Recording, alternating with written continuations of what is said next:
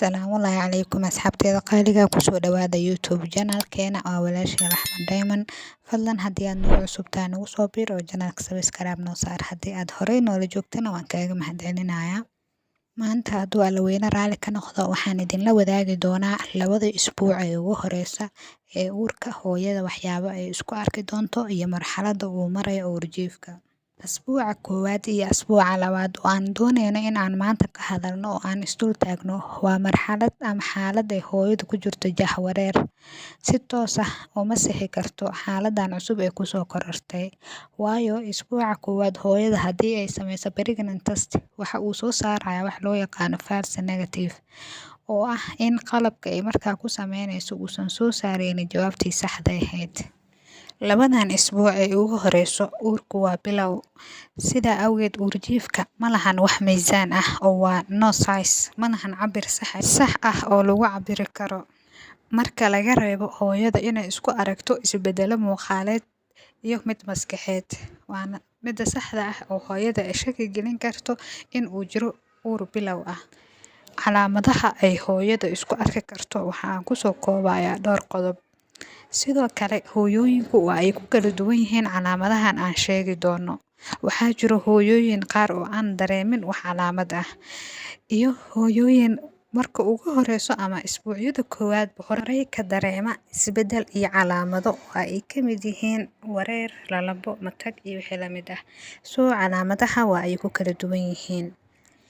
Calaamadaha ugu horeeya oo hooyada isku arki karto waxaa ka mid ah wax loo yaqaano morning sickness oo ah hooyada inay dareento isbedel sida lalabo, matag, wareer oo af Soomaali ahaan loo yaqaano walaaca.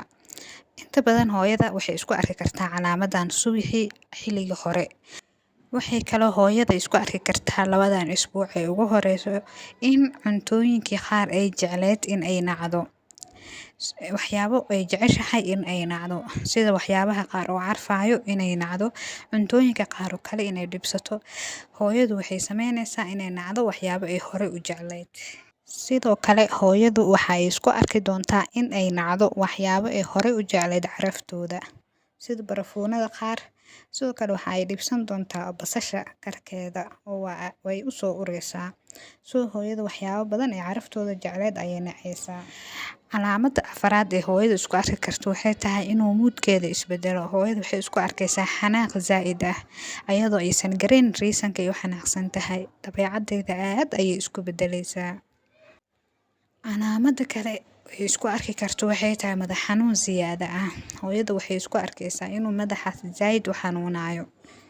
Calaamada kale oo hooyada ay isku arki karto waxaa ka mid ah hooyada inay daalan tahay for no reason ayadoo aysan sabab jirin ayay iska daalan tahay iyo tabar daro ayay dareemaysaa labadan isbuuc ee ugu horeyso. Qaybta kale oo aan soo qaadaneyno waxa ay tahay hooyada haddii ay baaritaan sameyso ma ay ogaan kartaa inuu jiro uur. Waxaa jiro hormoon loo yaqaano HCG kaas oo caawiya uurjiifka inta uu ku jiro uterine-ka ama caloosha hooyada. Hormoonkan waxa uu qayb ka qaataa inuu soo saaro ama la ogaado inuu jiro uur iyo in kale. Ugu horeyn marka ugu horeyso oo hormoonkan uu soo baxo waxa uu toos u galaa ama uu raacaa qulqulka dhiigga. Hooyada haddii maalmo kooban ayadoo ah ay sameyso baaritaan dhiig ah oo ay ka baarto uur waxa uu soo saarayaa jawaab positive ah oo sax ah.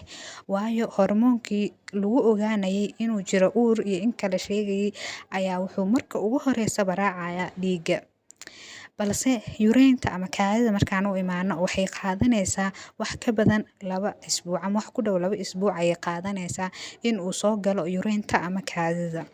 Marka ugu horeyso jawaabta saxda ah waxaa soo saarayso in hooyada ay ka baarto dhinaca dhiigga.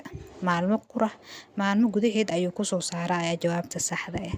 Balse urine-ta waqti ayay qaadanaysaa ama kaadida dib ayay u dhacaysaa. Haddii aad sameyso urine test oo aad kaadida ka baarto uur ku soo saaro jawaab negative ah waxaa sugtaa asbuuc kale waayo waxaa dhici karto in aad hesho waqtigaas jawaabtii saxda ahayd. Qaybta kale oo aan soo qaadaneyno waxa ay tahay ultrasound ma ku ogaan karaa labadan isbuuc ee ugu horeyso uurka xaaladiisa? Jawaabtu waa maya. Waayo hore waxaan usoo sheegnay in uurjiifka xilligan uu yahay no size, yacni wax cabira in uusan lahayn oo uu bilow yahay. So ultrasound ma ku ogaan kartid oo ma kuu soo saarayo. qaybta kale oo aan soo qaadanayna waxa ay tahay maxay tahay hooyada waxa ay isticmaalayso ama maxaa laga rabaa in ay isticmaasho. maadaama xilligan uu lagu jiro samaysanka uurjiifka uu bilow yahay, hooyada waxaa muhiim ah inay qaadato supplement loo yaqaano folic acid. Folic acid waxa uu ka hortagayaa in uurjiifka uu ku dhasho xaalad abnormality ah.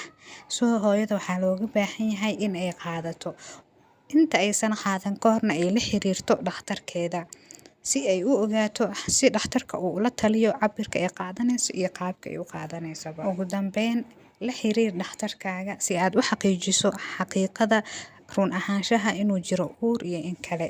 Markii aad ogaato, qaado folic acid adigoo la tashanayo dhakhtarkaaga. ugu dambeyn, waa ku mahadsan tahay daawashada muuqaalkan. Fadlan la sii wadaag asxaabtaada haddii aad ka heshay muuqaalkana like inoo saar. mahadsanid.